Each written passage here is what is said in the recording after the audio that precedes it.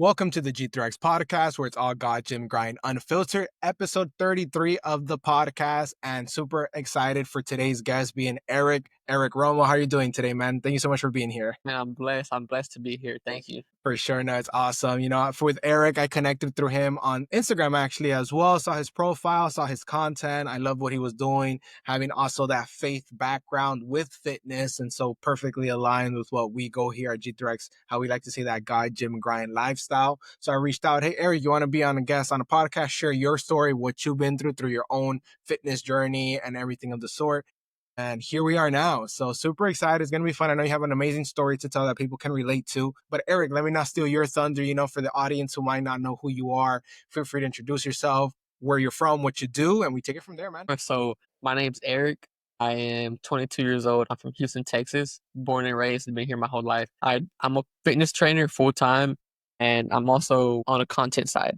The content is more slower, but we're gradually trying to make that full time sometime soon, right? But yeah, I'm a full time trainer. But above all, I'm a man of God, and anything that I do is for God. So yeah, I mean that's who I am. Yeah. Awesome. I mean, I love that you like everything for God. As we like to say here, God first. That's one of the core pillars of G3X, that God first aspect. So I think that's super awesome. And yeah, no, let me actually, get a little bit into your story that really captivated me as I was reading the form that you had filled out and everything. What really got me intrigued was how you mentioned, like, hey, growing up, you mentioned how, let's say, having everything that you needed from multiple aspects, from like sports and this and that, like having everything that you needed, but you still find yourself, let's say, maybe caught up with certain decisions, making some decisions, some choices, etc. What do you think? Talk to me a little bit about that story of, your past there, and what do you think was missing during that time, even if everything was looking good on the outside, if that makes sense. Course. So yeah, I grew up with everything I needed. Parents, they were very loving. I had a house, I had food, I had everything, everything. Maybe I didn't have stuff that I wanted, like clothes, shoes, stuff like that. But I had everything I ever needed. I was always in sports. My first sport was soccer, and I did basketball, swimming, and I eventually landed on track. My dad signed me up out of nowhere. I never told him to sign me up. Oh, wow. He signed me up, and I loved it. I fell in love with it. So I always grew up. Fitness was always a part of my life. So I do appreciate my parents for implementing that in my life. As far as what do I think I needed, like what was missing out, I don't know. I feel like my parents did a great job raising me, but I feel like on the discipline side of things, they might have been able to. They could have done a better job. I want to say. I am who I am now, right? I'm just talking. I just because I've never been asked that question. So the best thing I could come up with is like I don't know, maybe because my parents were super strict, so maybe if Mm, they were like laid back on that strictness, I would have been, I see what you're saying. you know, a little better. And then it's not that anything was missing, to be honest. I just made the wrong choices going into middle school. At the, you know, met the wrong people. Not even met the wrong people. I just you as a kid, your curiosity starts sparking, and I tried things I should have never tried. I started smoking, and smoking led into just a lot more trouble. I get you. No, But yeah, yeah, I could relate to that. Cause same thing, I could argue. You could say that growing up, when you're older, you appreciate it, but growing up much younger, you're like, yeah, like, hey, my parents were like super strict. I could say the same, growing up, let's say 8, 9, 10, 11, 12, 13, 14, 15, 16, that whole time frame, I would have said, if you had met me back then, I would have said, oh yeah, my parents are like super strict.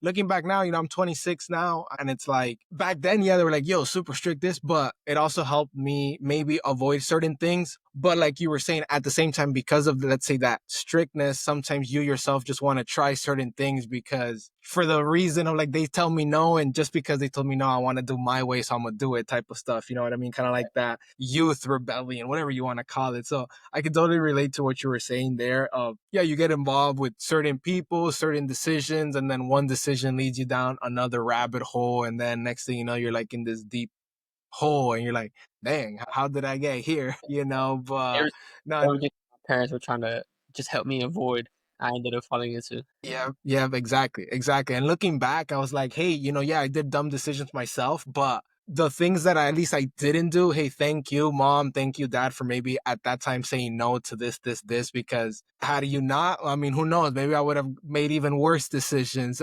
and from what I did back then and so forth. So you learn from it. So I could definitely relate to what you were saying. But let me ask you another follow up there that really got me going. As you were mentioning, like the track and cross country there, how there wasn't something that you signed up, but you ended up loving it, became a big part of your life, and so forth. What, let's say, and I know, I believe in from what you were mentioning in the forum too, like there was a point that you kind of like stopped, but then something pulled you back to sports later on in high school, right? After certain like decisions from middle school, high school, I think you kind of stopped, then got back into it. And did that moment of, let's say, choosing change really look like for you? Like, okay, so things happen. Maybe you stopped doing track for a bit. You got back into it. What was that transition period that ultimately got you back into the sport and so forth? Yeah, so from 7th grade to, I want to say, 7th grade to my 10th grade year, I was in a rabbit hole, man. I was just making bad decisions, drugs, fighting. My 7th grade year is when I quit doing track after 5 years, track and cross country, and it wasn't doing me no good. And the athlete part of me it was always in my head, like, dang, I mean, I do miss it, but in a sense, I felt like it was too late to bounce back.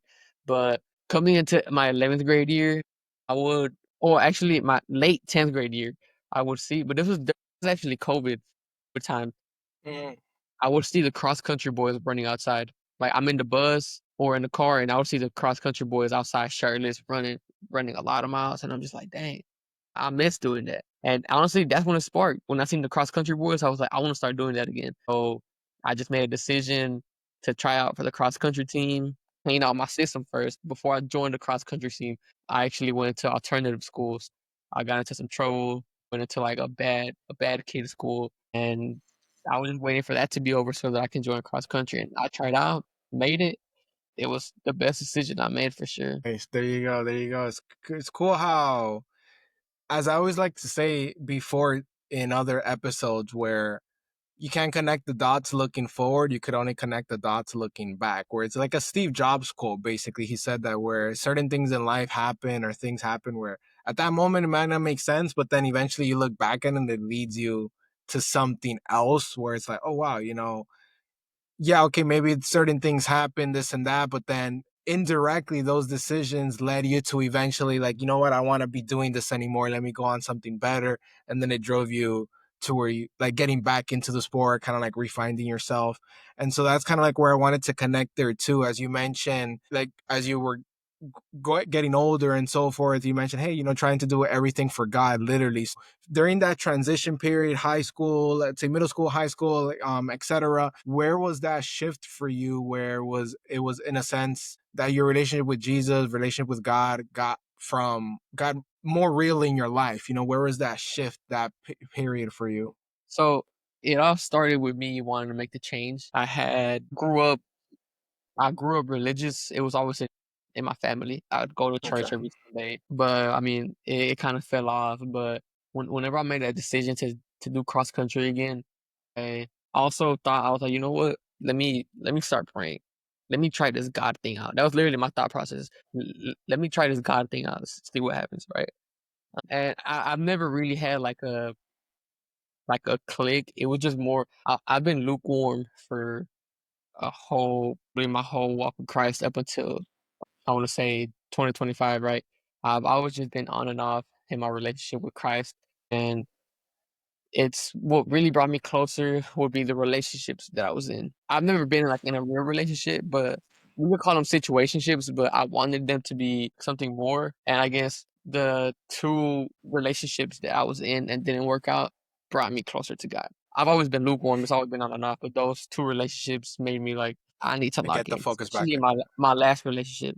My last Yeah. relationship, I was like, nah, man, it's either I'm hot or I'm cold, and I chose to go all in for Christ, and Here here you I are. am. Here you are now. No, that's amazing. Actually, like yesterday, someone invited me actually to be a guest on their podcast, and they were like, "Hey, talk to me about your story. How the G3X came into play, etc." And it's very, it's so cool. I relate to your story heavily because a very similar story where it wasn't like so much a relationship; it was more exactly that, like a situationship.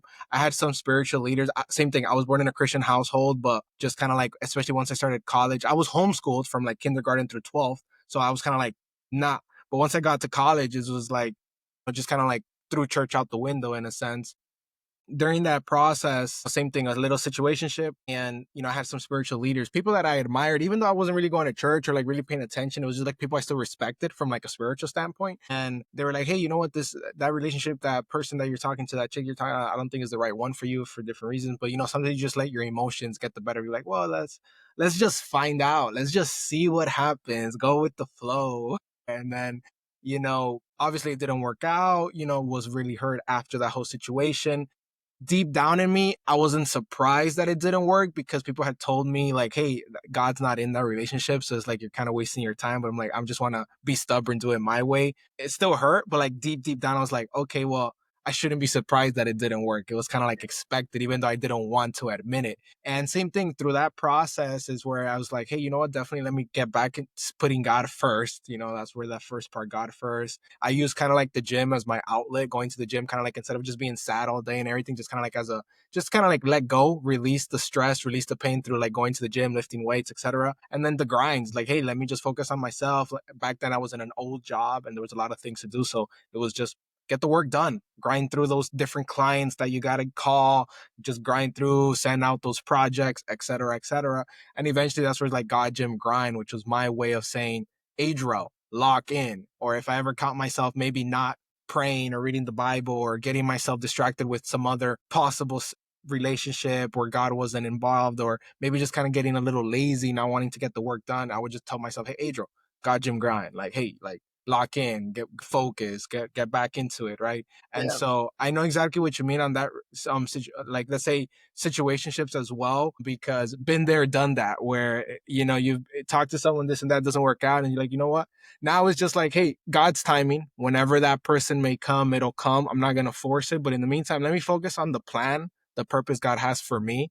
Right now it's like this business, the podcast. Let me just try to learn as much as I can, grow as much as I can here where God, and wherever God's plan and path is for me, as long as I stay in his plan, something, it'll work out, whatever that may be. You know what I mean? And then try not forcing it and just letting it happen versus kind of like trying to find people, but then it just like you end up wasting time and getting hurt. And it's like, you know what?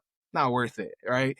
Exactly. Yeah, for sure. And, I mean, to get biblical, I mean, Adam wasn't finding nobody. When the time was right, God gave Adam Eve, right? So that's Yeah. perfect. Like, that should tell the people like just lock in, do what you got to do. When the time is right, your person will come. Yep, facts. And touching on that matter, I would say, especially let's say us guys, both guys, let's say been through similar, let's say situations, both of us as well, from what you're saying in your story.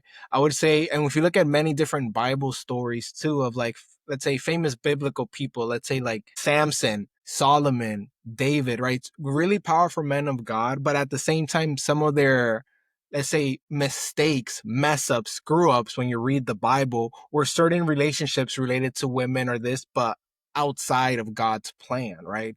And so Yeah. just to like further emphasize what you're saying, like, hey, for any guys out there listening to, maybe you have been through a heartbreak or anything of that sort, but get back to God, focus on His plan for you, and it'll come. It'll come. If you messed up, if you screwed up, it happens to any of us. I mean, it happened to even, let's say, David, that David is like a man after God's own heart, if I'm not mistaken, something like that. It says in the Bible where, David must have been like really close with God for the Bible to say that about him. And even he messed up. So just to prove that no one's perfect. If you messed up, you screwed up, it is what it is. Move on, grind through it, but put God first. And exactly like you said, in his timing, it'll come, but don't rush it and just focus on bettering yourself. Amen.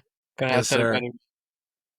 Now, let me ask you the following here. Going into some of the like also like careers and so forth. I know you mentioned, let's say in the form, from let's say college, maybe not fully finishing college, jumping around, let's say between like certain jobs, and then eventually find your way into like that personal training. What was that process for you like? And that transition, what did you learn from it, or how hard or not was it to like make that decision from either family, friends, etc., their opinions, and you're just doing it? Talk to me about that as well. Yeah. So I I went to college. It's called Texas Southern University. It's a HBCU, and I went honestly because my friends went. I went to pursue. I majored in kinesiology to become a physical therapist, but I really went just to keep running. And so my friends went, so I was like, I'll go there too, right? It didn't work out. Like my athleticism, I don't know what happened, but my athleticism just like fell. Like I just fell. And I barely made it through the first semester. I dropped out and then I just been bouncing around jobs, just trying to make a living, right? And I've done many jobs. I pursued culinary at some point. I took 3 years of culinary in high school and I got into a restaurant as a cook. Did that for a while, but that cook life, Wasn't it? that restaurant life is no joke, bro. Yeah, that dream didn't stick for long. And I was just bouncing around jobs. My last job was, I think, HEB. Before that, I was in the refineries. I don't know. It just never stuck to me. Like Mhm. to be honest, I be on social media a lot. So every job I've been in, the whole matrix thing will be stuck in my head. And I'm just like, bro, I'm in the matrix right now. I gotta get out of here. I gotta get out of here. So I wouldn't even last long in jobs, to be honest. I would always go in and the most I would last is like 5 months, get out on another job. But I'm grateful though because I've always had the support. My dad's always supported me, and yeah, he'll get on me, right? He'll discipline me, but he's always supported me, and it just got to a point where my last job was HEB. I was like, I'm done living. I'm done working for somebody. I'm not doing this no more. So I quit. I didn't have a plan, and then it just came to me, like the idea just came to me. I was like, you know what? Let me become a personal trainer. Let's see how that works. Got certified, and to get certified, it only takes max 2 weeks. It took me about 3 months to finish this course because I was just slacking, bro. I was procrastinating. Whatever. I ended up finishing it. I mean, I do it full time and I love it. It's probably the best. Yeah, it is the best job I've had. I get to do what I love for a living. I get to help people, and it's a perfect job for me to honor God and take care of His people. And as far as like family and friends, yeah, my family's always supported. Friends, I've always been around. But yeah, that's Beautiful. Would you say and like in a sense stepping into that world of personal training, like in a sense entrepreneurship, because now it's like your own boss, you find your clients, etc. Would you say anything that surprised you the most stepping into that, say, that world of entrepreneurship, or let's say any hard truths that it taught you that you definitely didn't see coming? Yeah, for sure, bro. This road of entrepreneurship was so new to me. Basically, like there's no rules you have to follow. You have to make it on your own. If you don't work, if you don't do what you gotta do, you're gonna be dead broke, and you're not going nowhere. That was, I wouldn't say a shocker to me, but I was like, dang, I gotta do this myself. I don't have a boss telling me, all right, you're gonna follow these set of rules and you're gonna get paid every Friday. Nah, I'm not getting paid if I don't do the work and I don't go get a client because I get paid per client. So if I don't go out there, put myself out there, get a client, I'm not making no money. So it's like, Yeah. this is me. This is on me. Nobody's here to help me. Nobody's here to hold my hand. And I prayed for this moment. So let's do it. So it has been a struggle. I won't lie, but it's beautiful that you get to struggle doing something you love to do than struggling, I don't know, in the refineries because it's super hot and you hate it. I love what I Hmm. do. I do struggle, but man, honestly, I prefer to do It's part that of the than grind.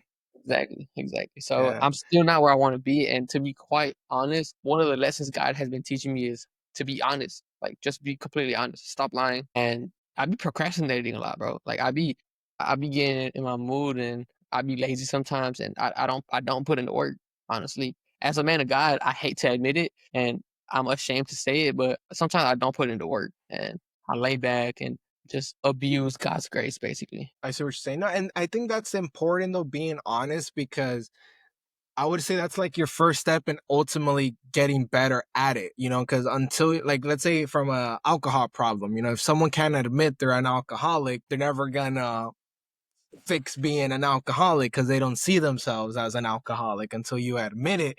That's the step one of, being accountable to then make better decisions moving forward. So, hey, same thing with me with G3X. I've caught myself a few times where maybe it's like, hey, you know what? I'm not using my time as efficiently, maybe spending a little bit too much time watching videos. Nothing wrong with like watching videos if you want to learn, but there's only so much to watch before it's like, all right, now go do it. Like, watching 50 videos for a week And isn't I going to get me anything better until I start doing it. Right. And so I know that's something I relate to, or sometimes I caught myself, and maybe not just videos, maybe sometimes it's like genuinely slacking off, where it's like, oh man, today I just, I watched Netflix and it's like, damn, I just wasted a Sunday. I wanted a chill Sunday, but hey, maybe I could have done better. So I know that feeling, and the important part is, like you said, you acknowledge it, you recognize it, and then come the next day, hey, let's try to do some better decisions than what we did yesterday to improve on that. It's not just, well, okay, sucks. I lost a day. Here we go again and repeat the same thing. But then it's like, being accountable to yourself. Hey, you know what? If I really want to get to my goals, does these decisions get me closer to my goals or not? And if they do, then let's go at it. If they don't, then hey, yeah, you're free to do what you want, but then also accept the fact that hey, you're not going to get maybe as close to your goals or as fast or to your goals as you would like, as efficiently as possible, because you're not doing specific decisions to get you there. I'm a big Alex Hermosi and Gary Vee fan. Like, I really like their content. It's really shaped how I view certain things from both business, life. One thing I like about Alex Hermosi is that he talks about focus. It's like everything you say no to. And it's like, hey, if you want to achieve big things, then how many things are you saying no to because you're focusing on that one specific thing, which is your main goal? And he talks that about, hey, is these decisions, one thing that really stuck with me. And again, everyone can live life how they want. And for me, it resonated really, really well from like that entrepreneurship standpoint, where it's like, if my friends invite me to a football game, it's like 1 year from today, will I remember that football game, or will I remember the fact that I'm not closer to my goals than I was a year ago? Right. And he was just using that as an example of like, hey, everyone can do what you want, but then there's certain things that you'll have to say no to, where what really matters. Like, hey, and it's true, a year from now, maybe you don't even remember what that game was about, that Super Bowl game or this, but you'll remember like, hey, a year from now, I was, let's say, with 3 clients struggling to find a fourth one, but a year later, I locked in, stayed focused, and now I have a booked calendar as an example. You know what? Because you like stuck to it. So, from that perspective, yeah, I totally know what you mean. Because in entrepreneurship, if you're not growing, you're failing in a sense, and you just always got to be on the move. And it's easy to get complacent sometimes because you're in charge of your own decisions. So it's like, hey, let me get this done. Let me get this moving. Because if I don't move, nothing is gonna move if I don't move it. Exactly. Now, let's say with respect to the training aspect, so it's like, as you mentioned, you love helping out people and so forth. What has been some of your biggest like takeaways from that? Is like, aside from helping people build more, like build, get stronger physical strength, etc. Like, anything else that you guide them in with, like maybe like any type of mindset or discipline, or what else have you enjoyed from that trainer aspect? Yeah, so I'm still fairly new to this. How do I say it, career, but from the clients that I've had, I don't implement it like some specific style, or I just they show up and I kind of through our conversations I'll see what kind of mindset they had and just go based off that. I've had a lot of clients with the whole I can't mindset with a certain workout. I'm just like can't, and I just try to shift their perspective. What if saying, well, they'll say, "What if I can't?" And I'll tell them, "What if instead of saying, what if I can't, what if I can? If you can't, if you end up failing, at least you tried thinking you can. Like you went out thinking positively instead of going out thinking negatively. Now you're affected much worse. But Yeah, and then yeah. them thinking negatively would put them in a position where they just would never even try it, and potentially they could have literally hit a new PR, but because of their mindset, they didn't hit it. And I've had times where I'll tell them, bro, I know you can do it, just do it. And they're just like, all right, fine, whatever. They hop on a machine, boom, they PR, and they hit it like for 10 reps. And I'm just like, bro, you see what I'm trying to say? Like, you would have never tried this because you said you can't. And then I just try to throw God in there, try not to push it on people. Uh, Honestly, God has brought me people who believe in Him, right? Who want a relationship with God. I would just talk about my life to them, see what they're going. I just want to bring it up out of nowhere, right? Yeah. I just see what they have going on, and then I'll just try to talk about my life and help them out. I like that. I like that. Yeah. And it's cool, when you're surrounded with other clients who have that same type of mindset and so forth. But yeah, it's cool because so many people limit themselves like, oh no, I can't do this. But like, hey, you won't know until you try. And like you said, even if you can do it, but hey, you said you tried and you did it. I'll relate it back to your example of like different jobs and so forth. It's like, some people might see that as like negative. I see like, hey, at least you're getting experience in different aspects, from one job to the next. I'm pretty sure there were certain things you didn't know that you learned from that job that even if you didn't like it. I've been in the past before. Sometimes I would try a few different like sales job or this and that. I'm like, oh, okay, well, I learned some new stuff, but this isn't really for me. But I'm still grateful for the fact that I got to learn some new skills that I didn't have before. On to the next thing. And so what matters is trying at the end of the day, because what's the worst that if you don't, it's either you try and you failed, but you can say, I tried it, versus the regret of saying, what if, right? And that's something I try to remind myself too, because sometimes I'll be hesitant of making certain decisions in life. But then I'm like, hey, do I want to live with the regret? What's the worst that can happen? No, or this. And like, okay, I rather like know for a fact that I did try than a regret of like, what if? And that's something I constantly try to remind myself. Because again, easier said than done. Sometimes there's that fear aspect or like that nervousness, which kind of holds you back. But then it's just trying to be aware of it. I'm like, let me not let this emotion hold me back. And if you're helping other people, in a sense, overcome that, that's great, because it's sometimes a limit people put on themselves. And until someone else like believes in them or sees more in them than what they see themselves, sometimes people need that. And so that's awesome that you're making like a positive influence in other people's lives. You never know how deep that can go for someone. Yeah, nah, man, and I appreciate that. It's for sure it's a journey. It's been a journey, and it's what I'm most grateful about is knowing that, well, one, these are just clients. These are God's children. So for God to bring His son or daughter to me means that He trusts me with them to take care of them, and it can become overwhelming sometimes because not only do I have to take care of myself, but I got to take care of this person, and it's not just one; it's multiple people because I have multiple clients. So it can be overwhelming, but God doesn't put us in situations we can't handle. That's why I Facts. remain in my word, bro. My word always reminds me I can do this through Jesus. And that's why the Bible's important. It's there to remind us who God is and how he works and why he does things. Exactly. Yep. No, I love it. That's true. It's like one of my favorite Bible verses. I know that one's like, I can do all things through Christ who strengthens me, Philippians 4:13. One of my favorite Bible verses too is like the Proverbs 3:5-7, where it's like, trust in the Lord with all your heart. Don't lean on your own understanding. In all your ways acknowledge him, and he shall direct your paths. And that's ultimately another four core fundamental where I basically boiled that verse down to effectively God first. Like, don't trust yourself. Don't lean on your own understanding. Whatever you do, seek him and he shall guide you. Basically means God first. And so relating to what you were saying there, and let's say in your own life too, how would you say you try, and again, we're not perfect, but we tried to do our best. Like, how would you say you stay centered, either like physically, mentally, spiritually, when like the grind, like you were saying, sometimes it gets overwhelming. Sometimes maybe you want to procrastinate, but how do you try to, like, in a sense, stay centered for like on your goals, on your business, on your things that you got to get done? Yeah.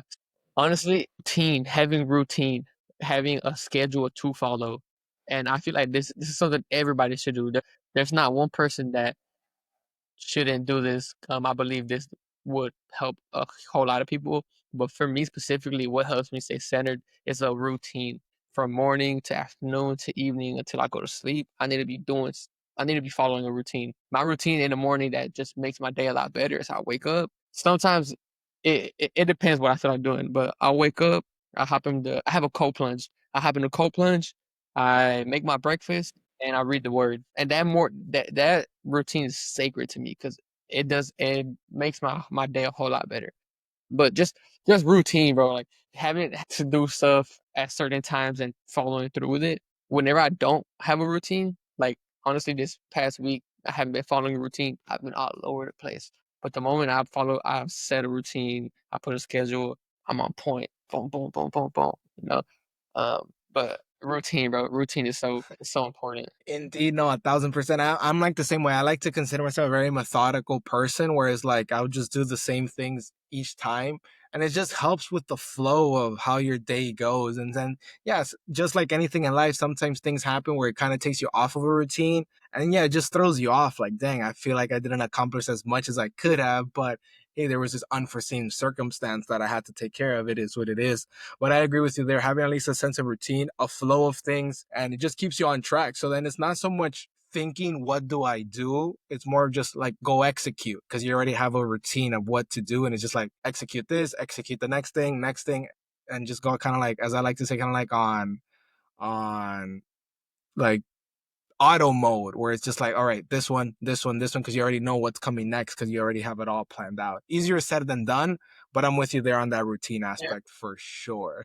Yeah, man, it's a crazy it ain't even a hack, bro. It's just Just I don't know. productivity right there. Now, let me ask you this as well. As we're getting a little bit closer to the end of the podcast, though, it's been super awesome having you. But a few more things that I did want to ask you to like elaborate and so forth. As you mentioned, you've been through some major wins, some low valleys as well, right? Some bad decisions, ups and downs, just like anyone in life. Now, if let's say you could go back and like say talk to your younger self, like your middle school self or etc., that kid just getting into trouble back then, what would you say to yourself back then? What would you say to him actually on that now with everything you've experienced? Great question, man. Honestly, so this is the first thing that popped up in my head.